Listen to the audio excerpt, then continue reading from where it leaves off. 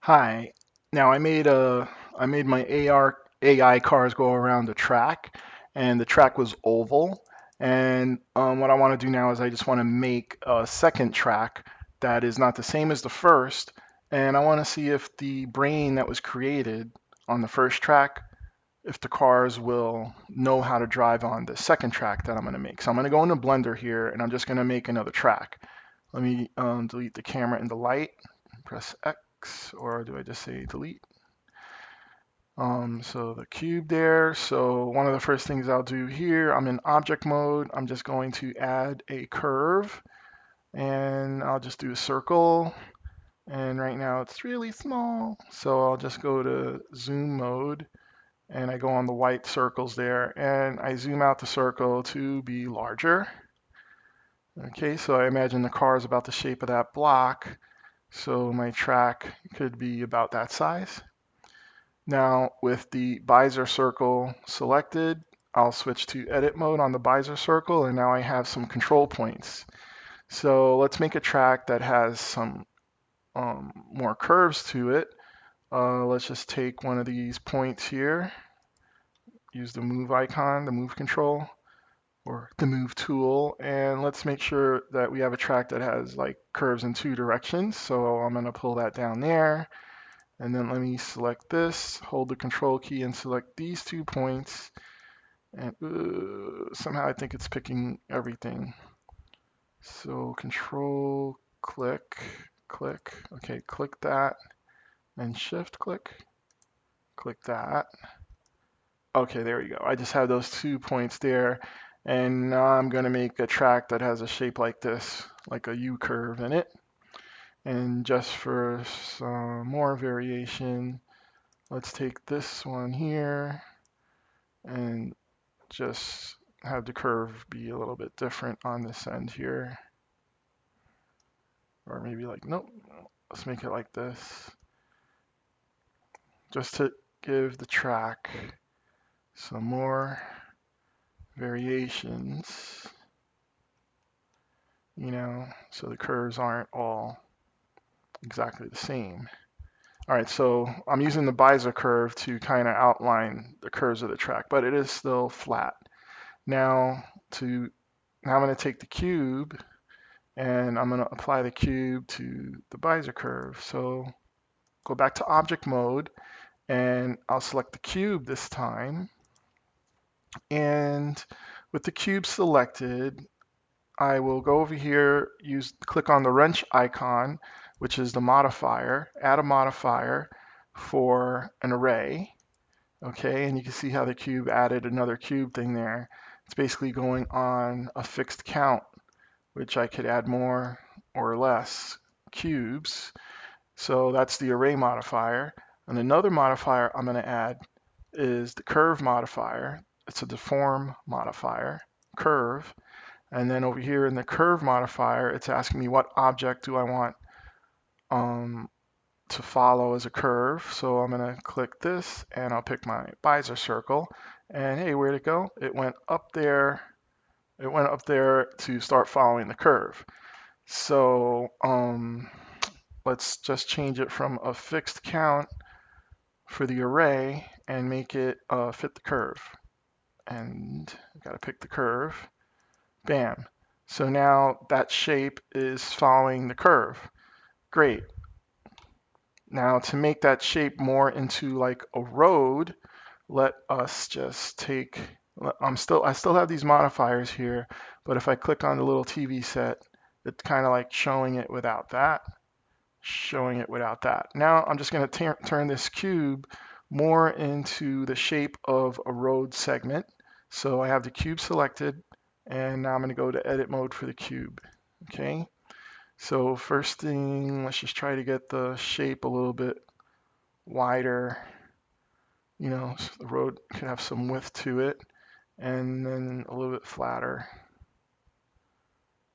Okay, and then let's make the two, this is the flat part of the road, but I'm going to make the part that the walls stand up on. So I'm going to select the loop cut tool, and I'll just click to put one loop cut there. But that opened up this little menu thing. before I do anything else, I'm going to change that to the number 2, enter, and now you see I have 2 loop cuts, and then I'll click on the scale tool, and I'll just stretch those loop cuts out to the side, because what I'm going to do on those side things, I'm going to pull them up to be like the barriers of the road, the sidewall barriers. Okay, so now I got that done. Let me go back to select the different tool, the select one. And let me also pick from point mode. Let me pick face mode and select this face and shift this face, these 2 faces. Now I want to pull up a wall from there, so I'm going to use the Extrude tool. So I'm going to click on that. And now when I pull up, you see I'm pulling up some sidewalls for my road. So I think I'll just do just that. I'll pull up those side roads just like that. Now, this is kind of like a shape of road, all right? Now, one thing I could do before I leave this is when the road is in the array form, these faces are not going to be visible, so I could just delete them. Right click, delete those faces. And on the other side, these faces also will not be visible, so I could delete them too. Delete faces. And I guess if I wanted to, I could delete the faces on the bottom. I don't plan on having them be visible. But I'm not going to. I just deleted enough faces because really all it has to be seen is this and maybe the outsides. But let's just leave it like that. Now turn the array back on to make sure the array is going the right way. Yes, thank you.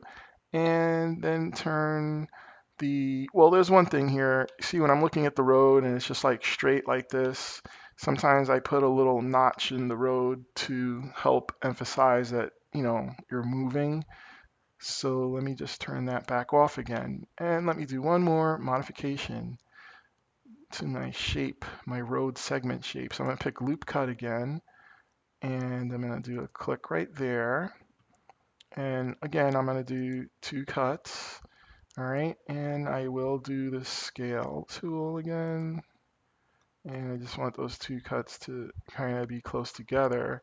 And what I'm going to do is go back to face mode, and I'm just going to pick a face right there. And I'm going to extrude it up. And that means there'll be some little, pylon teeth or whatever as you go down the road.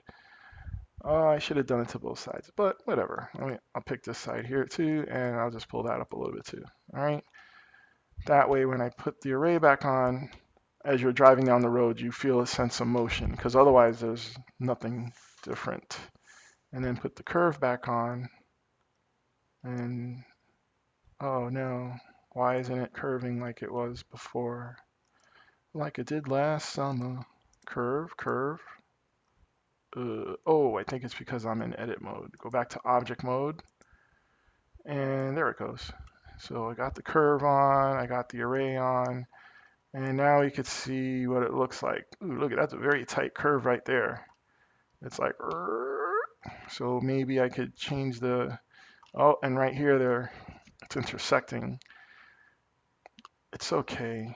Let me just pick the visor, and let me just hide the cube so I can just see the visor. Go to edit mode, and maybe I do want to see the cube. And I could just move this point over here to kind of fix that. And then over here, this part is so tight that the curve is just kind of really distorted. So let me just move that angle a little bit. Okay, yeah, that's good. Let's see how it affects everything. There, that's better. All right, so now I have a different road than the road I made the first time. Okay, so let me just export this now. So I will say file, export, and I'll pick to do it as a FBX. I'll click experimental transform. What I want is just a mesh, and there's no animations. And here's the name I'll export it as. And where I'll export it to will be my desktop for now. I'll just put it on the desktop. So see on the desktop, and let's give it a name, track 2. And I'll say export. There. So now I have a second track, and that's done. Let's go ahead and minimize that, and then we'll go to Unity. Here's my track.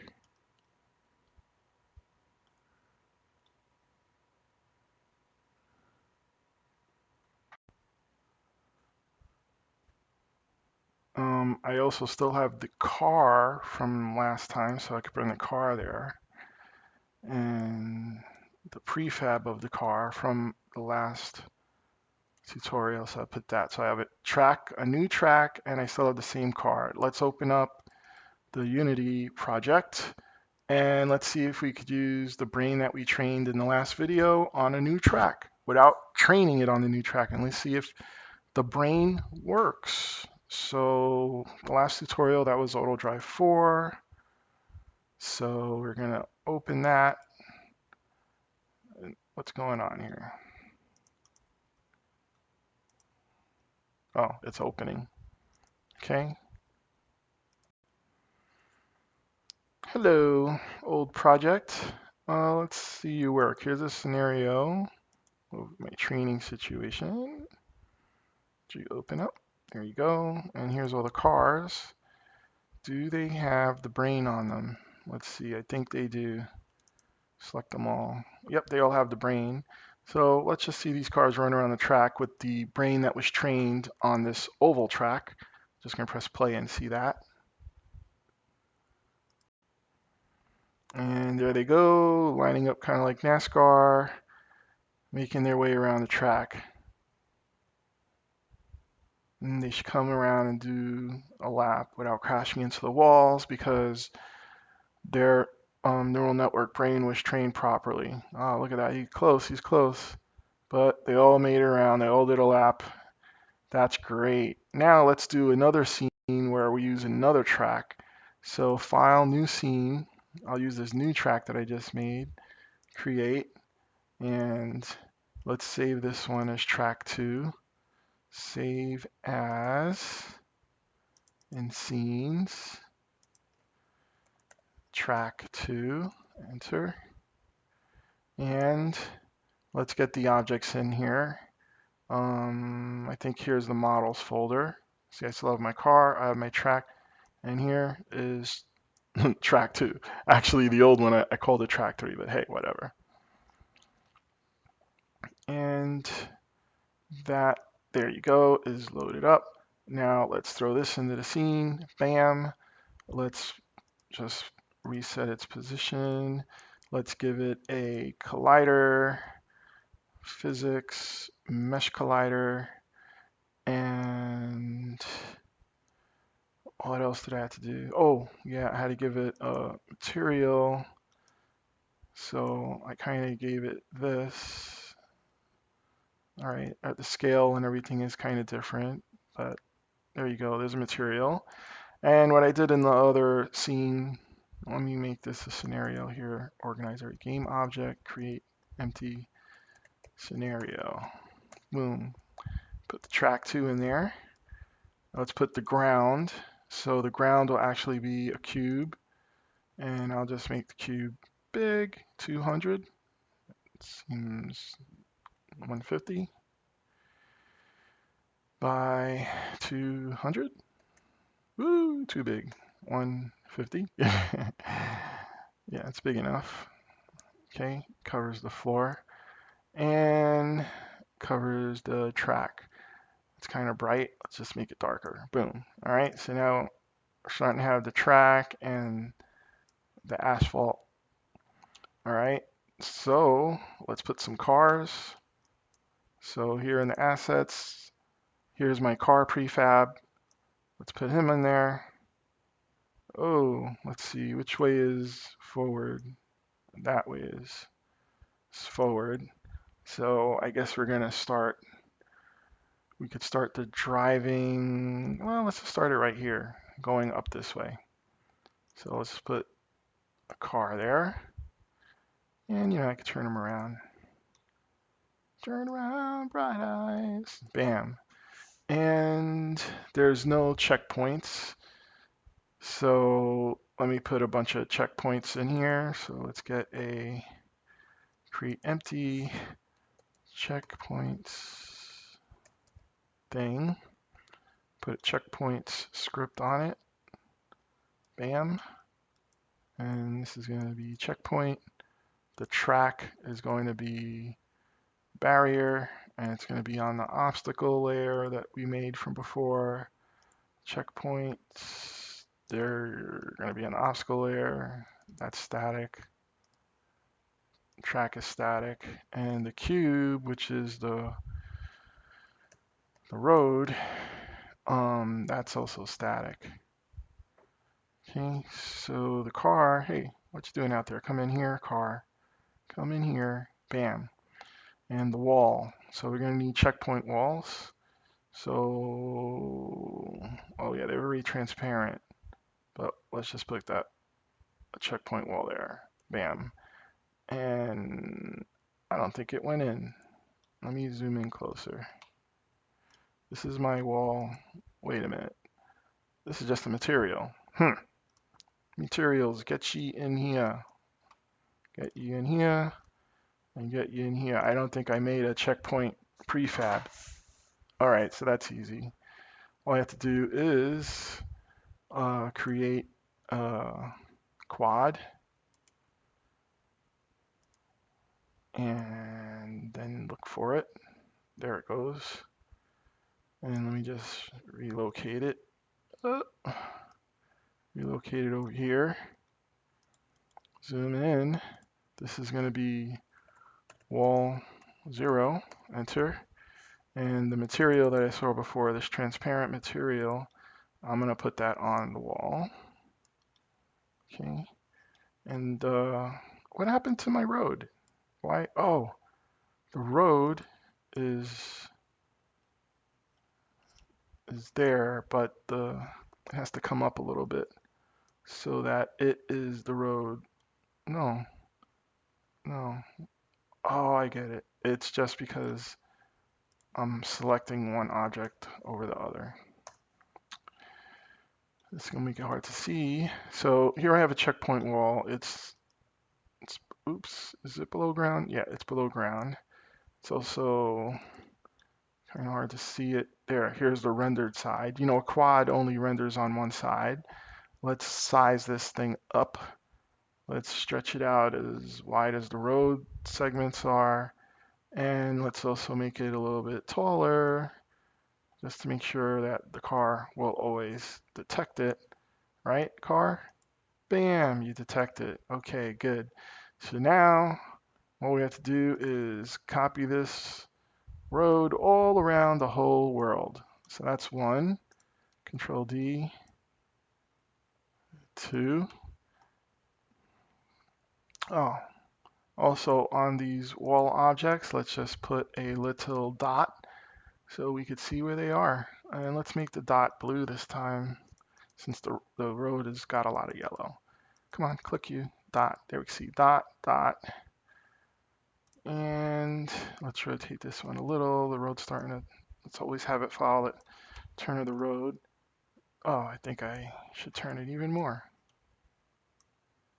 Bam. And this is going to take a while.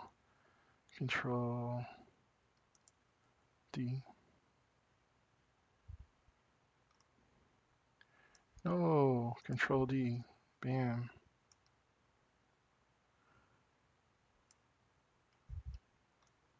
And let's rotate it. And Control D. Dang it, man. Control D. Let's get one over here. As long as I put the dots in the middle of the road, I know I could rotate the wall.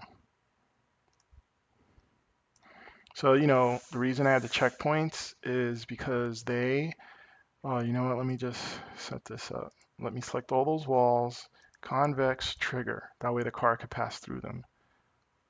Good. Let me keep going now. Select the wall, Control D.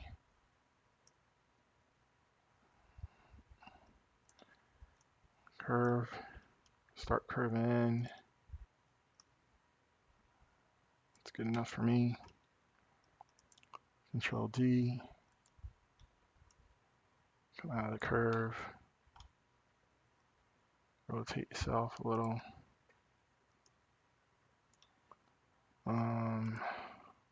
Again, Control D.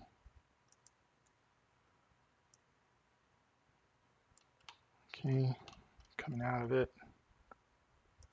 Control D.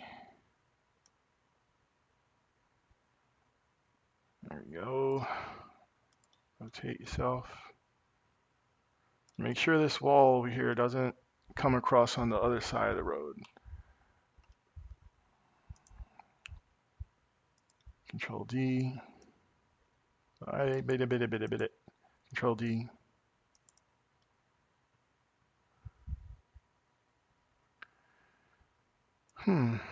Rotate.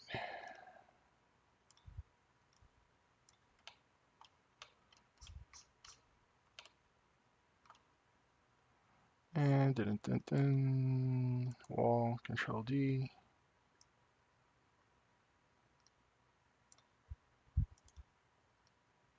Rotate. Good. Control D.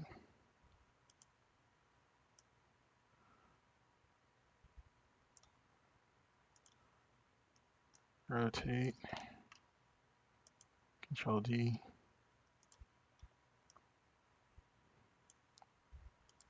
Rotate. Control D. I remember on the oval track I had like 16 checkpoints, but this one has it's a little bit longer, so I think there's going to be more than 16 checkpoints when I'm done here. Control D.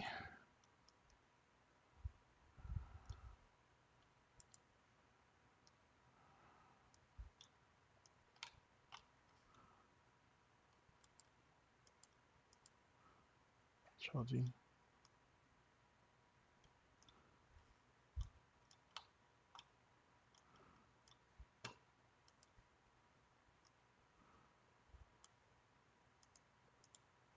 Control D.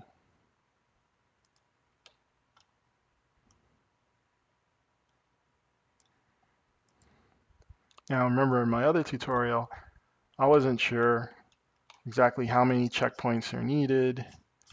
You know, I just kind of like took a shot at just putting them what I felt like was a good distance between each other.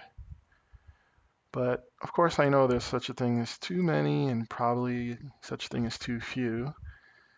So as long as I had enough space to put my cars between them, like all the cars I'm going to put racing around the track, I figured that's good enough. Control D again. Move.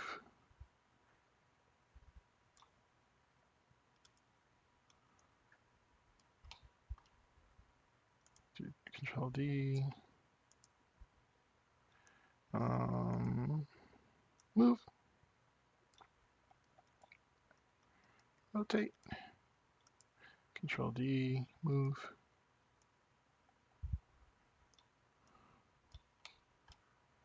Getting there. One more wall. Rotate. And Control D. So I got 21 wall segments. 21. So pick this one over here and just kind of put it a little bit more in the middle there.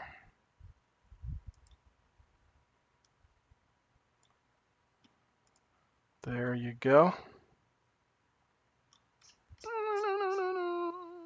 Okay.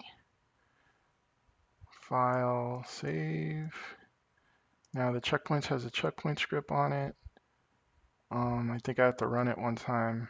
Let's see what happens when I run it.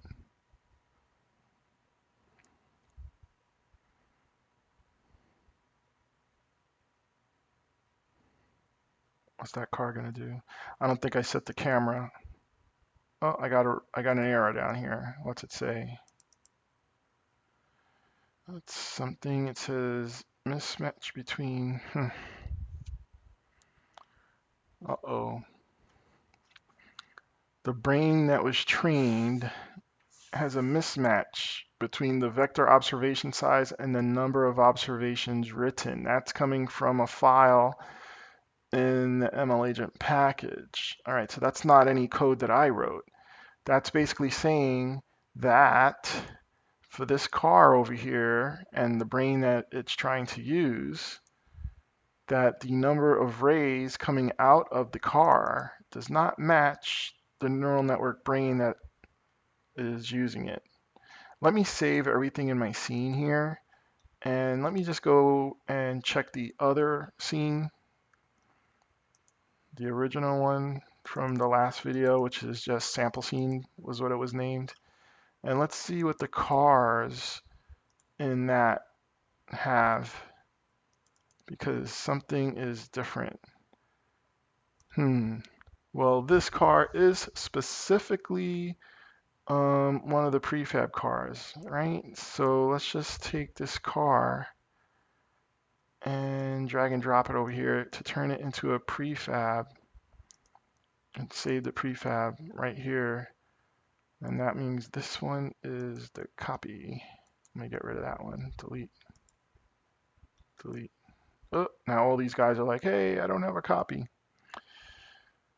Darn it. There we go. I'll just come back to the scene and put all those cars back in later.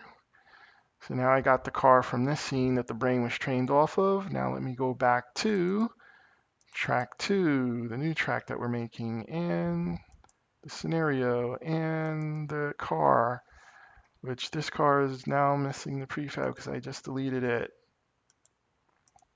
It's okay. Let's take this car. Oh, and I kind of lost. Where did I start my track?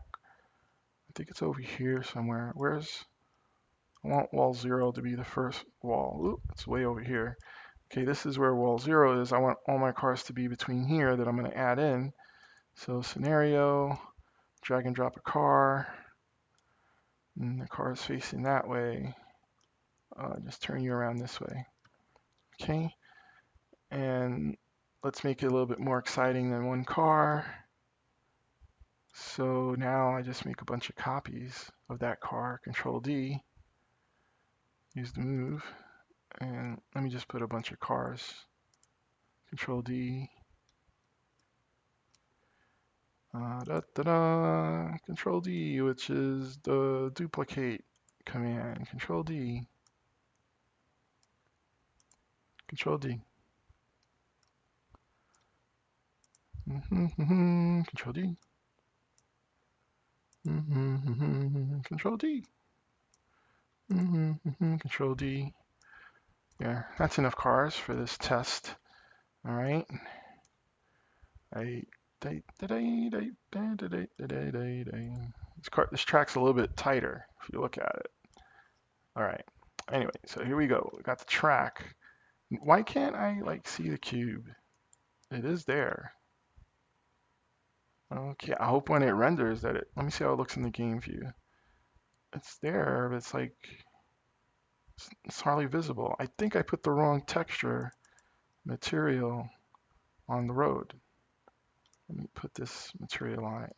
Bam, there you go. It was the wrong texture. Somehow I think I put the transparent texture on the road. All right, so I just saw right there that the angle of the camera is not really good. So let me just adjust that. There we go. Maybe like this. Yeah, that gives a good view of everything. Camera, Control Shift F. And now I think these all have the brain on them. Save. Let's press play and see how the neural network that was trained on the oval track works on this swishy-washy track. Let's see if it works. That's part of the thing about our neural network brain. It supposed to learn how to drive on something. Now, if it learned anything well enough, it should, yeah, look at that. It's kind of working. The curve's a little bit harder to get around. So sometimes they're hitting the wall, but the brain is operating here. It's a little bit of difference because it maybe never had experience with curves so tight and it's coming around the bends, crashing into the walls, but you could see that's one of the benefits of a neural network thing. It's going to be shown something it never saw before, but it's going to be able to somehow figure it out. The only thing is this track has a lot tighter curves than the other track had, so it is having a little bit of trouble figuring out that tight curve. So let's go ahead and do a training with this track and see if now we could train it even better. So how do we do that?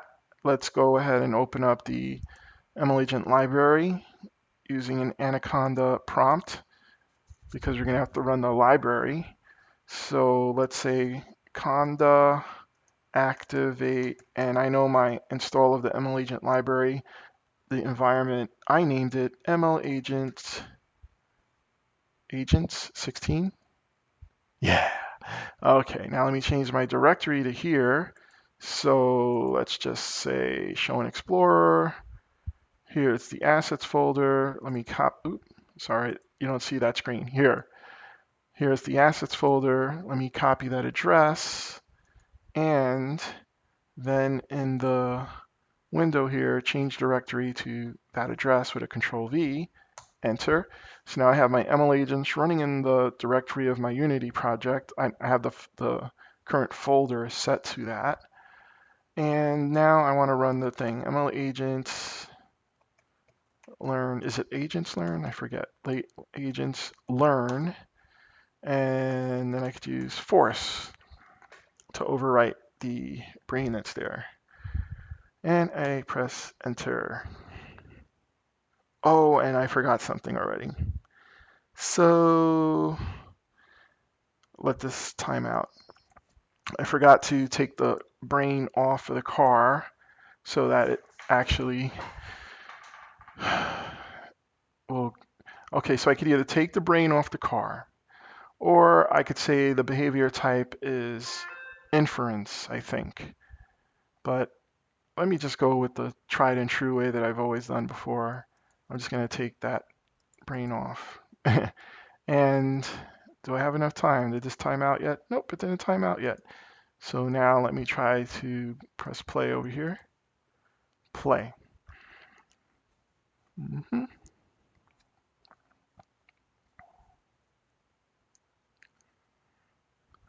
Takes a while. Everything always takes a while. Okay, as usual, the cars look like they don't have a clue. They look like a bunch of random scattering bugs. Because in the beginning, the ML Agent library is just sending a bunch of random actions, and in my script, I'm punishing and rewarding, based on these random actions, and hopefully the rewards will encourage the brain to learn to do things that it gets a reward for, and to not do things that it gets punished for. And that's why the rewards matter. It kind of directs the brain on what to learn. And then the movements won't be so random and erratic. They'll start matching up to the rewards and the punishments. In the ML Agent library, here we can see the settings that were set for the brain. The settings or the configurations for the ML Agent library when you run it. They're called hyperparameters. And when I do start a training, it always lists the current hyperparameters that are being used. Okay. And as training goes on, I'll start showing lines here with the progress of the training, like the mean reward that's occurring. And the mean reward should increase as time goes on, which visually looks like the car is driving better. In the script, we'll just keep letting that run while I talk about some things. In the script over here for the car, I'm still using the same script as the other tutorial, So there's a move speed, a turn speed. I recall the position and rotation of the car when I have to start another episode. And then I have a current wall variable to see which wall's the next wall it should be aiming at. All these knuckleheads over here, wall 0 is their first target, and after they pass wall 0, then their next target will be wall 1. But it still looks like they're figuring it out, trying to get through wall 0. Give it time. It took an hour last time on my computer. So on the episode to begin, everything gets reset to those initial positions from when I pressed play. The heuristic function is the way that I could control the cars with my keyboard instead of the ML agent library controlling the car. On action received, when I have a decision requester on my car objects, it's a component here, the decision requester component. Look at that, it's only asking for a decision every 5. Darn it. I really wanted it to be asking for a decision every 1. Well, we'll let this training go on and we'll see what happens. Well, the decision requester will ask for a decision from the neural network. And when a decision is sent to my script, it comes in on the on action received. And vector action are how many values are coming out of the neural network, right? So that's an array. So I kind of have two values that come out of the neural network. That's the way I have it set up in my behavior parameters here. Where is it? Where's the behavior? Here's the behavior parameters. It's basically the name of my neural network is going to be car agent. The vector actions, those are how many nodes are coming out of the neural network. I have two values coming out of the neural network. I have two nodes coming out of the neural network. The first has 3 values and the second node has 3 values. And here in the on action received, I decide what to do with those values. They're whole number values. So the first one is for movement forward and backward. And the second node, it sets the value for turning left and right. Here's where I kind of do some punishments and rewards. So I don't really want the car to go backwards, so I punish it a little bit. And I don't want the car to stay still, so I punish it a little bit more. But if the car moves forward, I kind of reward it. That's what I want. I want the car to move forward. Over here is the on trigger enter. Everything with my car, the colliders are set to be triggers, so the cars could actually pass through each other and not interfere. Now look at this guy, he's making it. And the barrier, I set it to a trigger collider, and these are set to triggers. So it's just the detection of a collision. It's not like the collision detector where you can't pass through.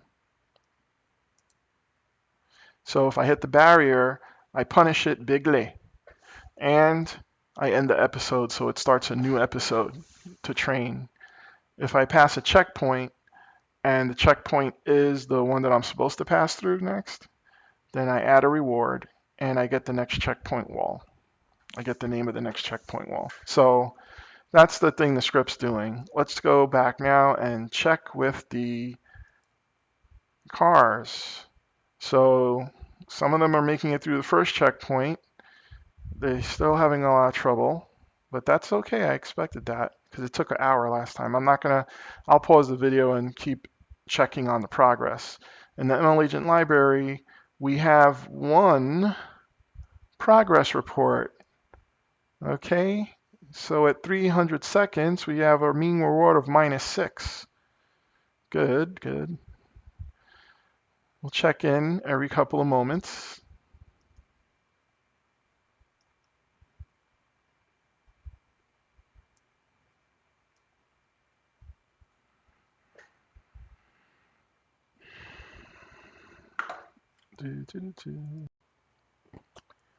Okay, 800 seconds have gone by, and we can see it's gone from -6 to -2, -2, and it's learning at a slower rate. And if I look at the cars, they're not like moving forward and crashing on a corner.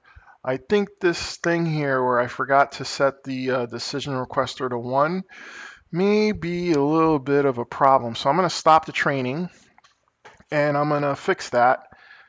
Put this to a 1.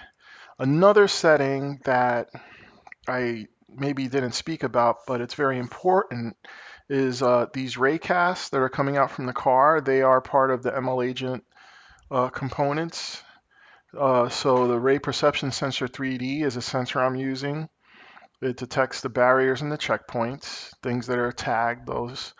And the layer mask that it looks on things for are it's the layer of everything I put on the obstacle layer. But right below that, stacked raycasts, this gives the neural network a sense of input over time. A car is a moving thing. This was a very important part for my training, to not leave this as a 1, but to increase it. 3, at least a 3. So I could tell, like, if you look at 1, 2, and 3, you could see which way the car is going. You could see how fast it's moving with more than one set of raycasts. If you have raycasts over time, so the ML agent, package has this component, and it has a setting here. I set mine to 10. All right, but the main thing I did here, I stopped the training because I wanted to put the decision requester period back down to 1. I think that was really, messing up my training on this track. So let's do that. I had all the cars selected. I changed the decision requester period down to 1, and let me start the training over again. When I press stop on Unity, of course, the ML agent library stops listening. So I'm going to start this again. ML agents learn. And I have to use the force command because I'm overriding the previous library. I think there's another command that I could use if I wanted to resume training from the past training that I had from the video before. Let me see what that is. I'm going to type in ML agents learn and press enter. And of course, that's not going to run because there's already a file there. And what does it say? Oh, yeah, you see here it gives me advice that I could have used with a new run ID. I could have used the word resume or the word force. And I keep using the word force. I should have used the resume to continue training the previous AI on this new track, but I didn't. Anyway, so let's start this training over again. ML agents learn force. Enter. Wait for it to say it's listening on port 5004. Okay, then over here in Unity, press start. So it's starting over again, so it's going to go with the buggy bugs. They're going to look like little buggy bugs. See that? Okay, we had little buggy bugs, kind of creepy crawling, but they're starting to move. So once again, we're going to have to give it some time. So I'm just going to keep checking in every few 100 seconds or so to see how the training's going. Hey, look, he went through the wall already. That's good. And then he turned and bumps into the barrier. We'll check in again in a moment. Okay, a couple of minutes have gone by. Let's see what we got here. 17 to -4. -17 to -4. That's good improvement. And I also see the cars making it further around the track. This guy is way over here. And this guy's over here. Is he going to make it through the sharp turn? Oh, he's going to make it. Oh, where are you going, backwards? Try to slow up a little bit too much and went backwards. Whoa, wait, where are you going? Oh my God. Oh, it's happening. The cars are coming around the track. And I guess this is part of the learning process. We're just seeing it in a stage. We'll check again after some more time elapses. With a further elapse in time in the training, I am noticing that the cars are moving in a more consistent forward pattern instead of going back and forth. And I'm noticing that the cars are almost making it all the way around the track. As you can see now, they're starting to drive a lot better already. And let's see what we have in the progress report here. Yeah, we've had 12 100 seconds go by, the mean reward is still negative, but it is increasing in value. And it looks like the standard deviation is decreasing. It could be coming to the end of its trainability if this doesn't change and it keeps getting less and less. But cars are making it around the track now. Look at this one. It's made it all the way around for a lap. So this looks pretty promising. Sometimes the looking over here at this report, the mean reward never gets to be above 0, or sometimes it gets to be a number very greatly above 0. Like in my last training, my mean reward got to 400, and then there has been other trainings where I've only got it to be between 0 and 1 that I've seen the rewards get. But I don't think that matters. That's not what matters the most. The thing that matters the most is that the mean reward is increasing, because it's probably that in my rewards and punishments, I didn't have enough reward points being added to turn that number higher than, as high as the 400 that I had in the other one. All right, finally, when the training completes, it basically just stops and the ML agent library stops. So it looks like the best it was able to do is this. Let's see what that looks like in the on the cars. So here, let's see, let's select the cars and let's put where is it? Here it is, the behavior parameters. Let's apply the brain that it created to the cars and press play, and let's see how well this training was able to occur with all the settings I had on it. Now this track, I must admit, is a much more difficult track, because the track one, it's narrower and the turns are much sharper. So coming around the curve, not all the cars made it there. And coming down here, also the cars are kind of going at a more cautious speed, but look at that. It learned how to navigate the curve. And then see how they slow up before a tight turn. Wow, it's just amazing to me that, the neural network can do all this. It's like my mind is excited with the possibilities that even on a tight, curvy track like this, it's learned how to drive the cars around the track.